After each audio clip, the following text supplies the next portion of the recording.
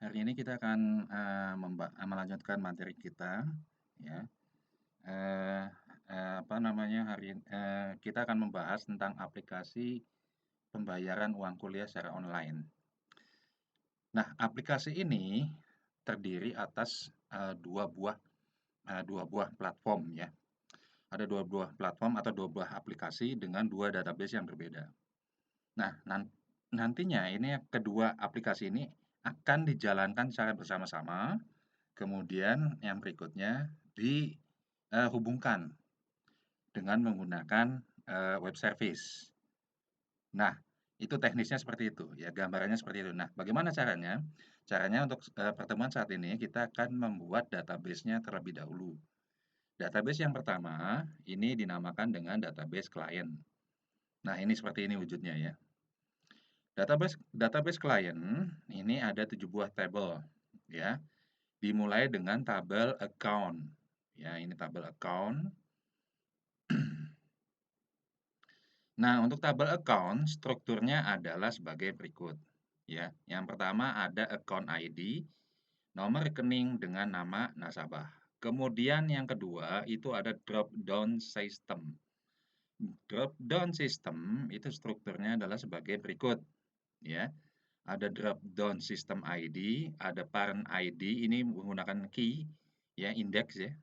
Kemudian grup modul ID, ini juga sama indeks, judul, URL, menu order, ini juga indeks, ya, keterangan, aktif, semuanya diberikan kunci indeks, kecuali yang drop down sistem ID dengan menggunakan kunci primary. Nah, ini indeks, ya. Nah, ini kelihatan kan indeks, ya. Kemudian yang berikutnya grup modul. Ya, grup modul strukturnya adalah sebagai berikut. Ya, yang pertama ada grup modul ID. Ini primary key.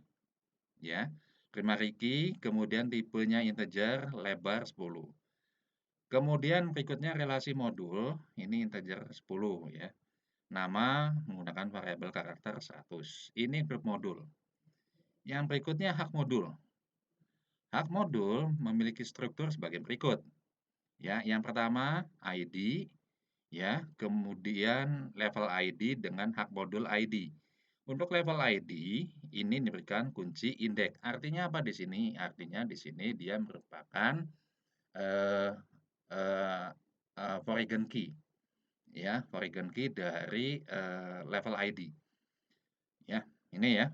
Kemudian ini hak modul ID. Ini untuk hak modul. Kemudian yang berikutnya jenis biaya. Untuk jenis biaya strukturnya sebagai berikut. Nah, jenis biaya ini nanti digunakan tabelnya, ya, ketika mahasiswa itu akan membayar tagihan uang kuliah, ya. Uang kuliahnya akan dibayar bank. Nah, ketika bank itu apa namanya memvalidasi, ya, jenis biayanya, ya, misalkan biaya kuliah gitu, ya.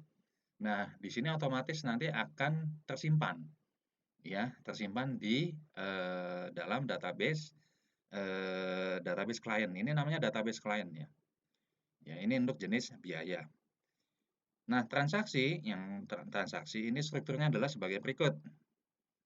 Ya. Transaksi ID, status, kode transaksi, nah, nomor rekening.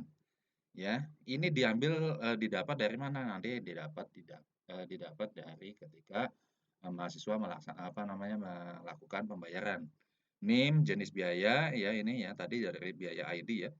Jumlah, tanggal input, tanggal ubah, operator input, operator ubah, flags, ya. Ini kurang lebih ada 12 atribut. Yang terakhir itu adalah user. Nah, ini untuk user strukturnya sebagai berikut. Yang pertama ada user ID, level ID, username, password, and password, ya, di 2 kali, ya, passwordnya, ya. Kemudian keterangan nama lengkap, email, telepon aktif, ya, ID session, ini ada ID sessionnya juga ternyata. Kemudian login, ya, loginnya, ya, ini struktur dari tabel user. Ini semuanya disimpan di dalam database client, ya. Nah, silakan nanti dibuat dulu untuk pertemuan kali ini, ya.